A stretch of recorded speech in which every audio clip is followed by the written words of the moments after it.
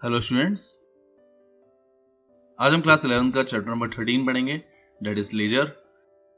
ये इसका पार्ट 1 है। रिमेनिंग पार्ट के लिंक्स डिस्क्रिप्शन में गिवन है, आप वहां जाकर के देख सकते हैं। इस वीडियो का लर्निंग कॉन्सेप्ट है A, meaning of ledger, B, importance of ledger and C, format of ledger. Meaning of ledger से पहले हम देखते हैं प्रोसेस ऑफ अकाउंटिंग। इसमें हम डिस्कस करेंगे कि हमने अभी तक क्या क्या चीजें कवर कर ली हैं।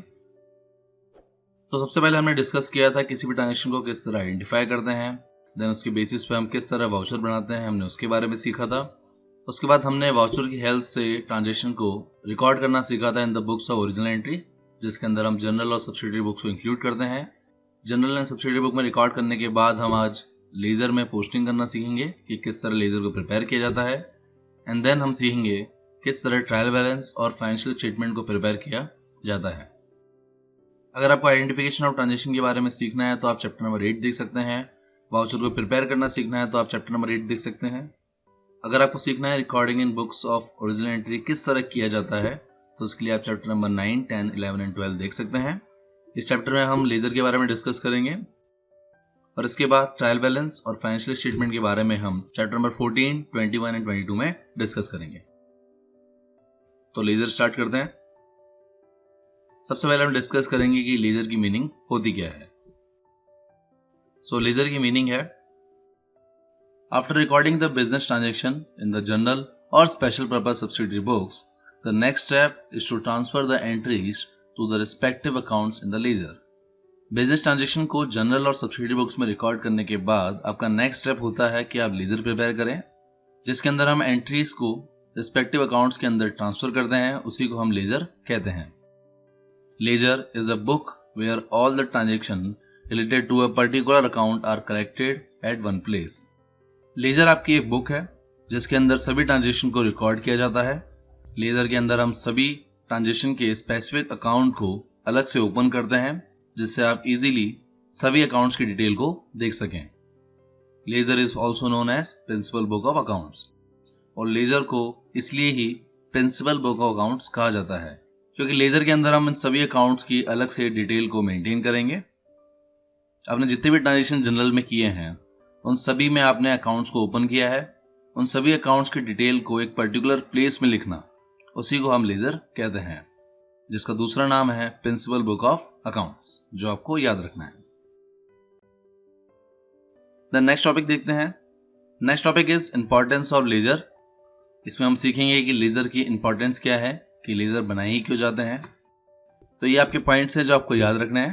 First is how much amount is due from each customer and how much amount the firm has to pay to each supplier and creditor. Ledger को बनाने से आपको पता चलता है कि आपको किन कस्टमर से कितने कितने पैसे लेने हैं, और साथ ही लेजर की हेल्प से आपको पता चलता है कि आपके सप्लायर, जिन्हें आप क्रेडिटर्स भी कहते हैं, उनको आपको कितने पैसे देने हैं। ये दोनों चीजें आपको लेजर प्रिपेयर करने से पता चलती है। Second, the amount of purchase and sales during a particular period. Ledger को प्रिपेयर करने से आप अपनी परचेज को कभी भी चेक कर सकते हो कि आपने पूरे साल भर में या किसी पर्टिकुलर टाइम में कितनी परचेज की है, और साथ ही लेजर की हेल्प से आप पता कर सकते हो कि आपकी सेल्स कितनी है किसी भी पर्टिकुलर पीरियड पे। आप चाहें तो क्वार्टरली सेल्स भी देख सकते हैं, 6 मंथ्स में कितनी सेल्स हुई है उसको देख सकते हैं, ईयरली कितनी सेल्स की है उसको देख सकते हैं with the help of ledger. Third, amount paid और received on account of various items. Ledger की हेल्प से आप पता कर सकते हैं कि आपने कहां पर अमाउंट पे किया है और कहां से अपने अमाउंट को रिसीव किया है।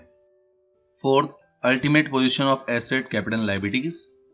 आपकी फर्म में कितनी एसेट्स हैं, आपकी फर्म की कैपिटल कितनी है, आपकी फर्म की लायबिलिटीज कितनी हैं, इन सभी का पता भी लेजर की हेल्प से लगाया जा सकता है। एंड फिफ्थ, जो सबसे इंपॉर्टेंट है, for the preparation of trial balance which helps in ascertaining the arithmetic accuracy of the accounts. Ledger की हेल्प से ही ट्रायल बैलेंस को प्रिपेयर किया जाता है, और ट्रायल बैलेंस को प्रिपेयर करने से आपको अर्थमेटिक एक्यूरेसी का पता चलता है आपके अकाउंट्स का। तो ये आपके 5 ऑब्जेक्टिव्स हैं, यहाँ मैंने इंपॉर्टेंस भी कह सकते हैं, जिसकी वजह से लेजर को प्रिपेयर किया जाता है, जो आपको याद रखना है। द नेक्स्ट टॉपिक है फॉर्मेट ऑफ लेजर। कि लेजर को किस तरह प्रिपेयर किया जाता है। तो ये आपका लेजर का फॉर्मेट है। इसके अंदर हम सभी ट्रांजेक्शन में जितने भी आपने अकाउंट्स को ओपन किया है उन सभी के अकाउंट को प्रिपेयर करते हैं। आपकी लेफ्ट साइड डेबिट साइड होती है and right side credit side होती है। आपके लेफ्ट साइड में 4 कॉलम बनते हैं, जिसमें फर्स्ट है date, second is particular, third is JF जिसे जनरल फोलियो कहा जाता है, and fourth is amount. And same column आपके राइट साइड में बनते हैं विच इज क्रेडिट साइड।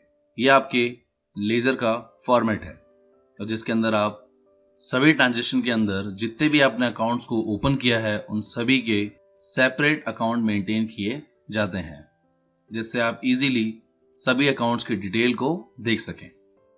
इसके कुछ रूल्स हैं जो आपको याद रखने हैं। इन रूल्स का यूज हम तब सीखेंगे जब हम क्वेश्चन को सॉल्व करेंगे। फिलहाल के लिए आपको सिर्फ याद रखने हैं। हम जानते हैं कि अकाउंट्स जो है वो 3 टाइप्स में डिवाइडेड है। First personal account, second is real account and third is nominal account.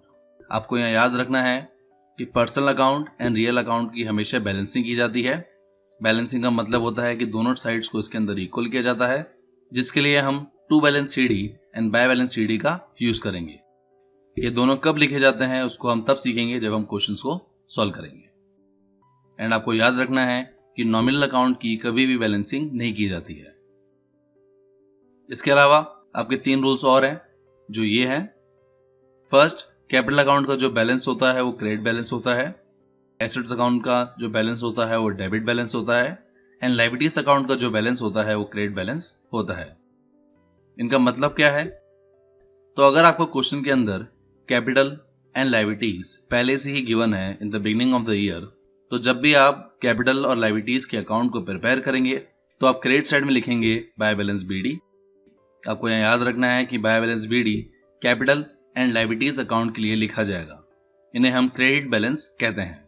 और जब आप इन्हें क्लोज करोगे तो उसके लिए आप डेबिट साइड में लिखेंगे टू बैलेंस सीडी। इसी तरह अगर आपको किसी एसेट के बैलेंस पहले से ही गिवन होंगे, किसी भी एसेट का आपको पहले से ही वैल्यू गिवन होगा in the beginning of the year, तो उस केस में आप अकाउंट के डेबिट साइड में लिखेंगे टू बैलेंस बीडी। आपको यहाँ याद रखना है कि एसेट का जो बैलेंस होता है वो डेबिट बैलेंस होता है, इसलिए अकाउंट की डेबिट साइड में टू बैलेंस बीडी लिखा जाता है। और क्लोज करने के लिए आप क्रेडिट साइड में लिखते हैं बाय बैलेंस सीडी। यहाँ क्लोज करने का मतलब और बैलेंसिंग करने का मतलब अकाउंट की दोनों साइड को इक्वल करने से है। ये आपके लेजर का फॉर्मेट है और ये आपके कुछ रूल्स हैं जिनका हम यूज क्वेश्चन सॉल्व करते टाइम सीखेंगे। अभी के लिए आपको इन रूल्स को सिर्फ याद रखना है। और इस तरह आपके इस वीडियो के सभी कॉन्सेप्ट कंप्लीट होते हैं। पार्ट नंबर 2 में हम पोस्टिंग फ्रॉम जर्नल एंट्रीज के बारे में डिस्कस करेंगे। इस टॉपिक के अंदर हम जर्नल एंट्रीज की हेल्प से लेजर को प्रिपेयर करना सीखेंगे, जैसे हम पोस्टिंग फ्रॉम जर्नल एंट्रीज कहते हैं। एंड पार्ट नंबर 2 में ही हम लेजर के रूल्स को डिस्कस करेंगे। So thank you guys for watching this video. अगर ये वीडियो अच्छा लगे तो लाइक कीजिए। For more videos subscribe my channel success seat. इस चैप्टर के नोट्स के लिए आप मुझे व्हाट्सएप पर कांटेक्ट कर सकते हैं। साथ ही आप मुझे फॉलो कर सकते हैं on Facebook and Instagram for questions, queries and updates के लिए, and click on bell icon for daily updates. Thank you.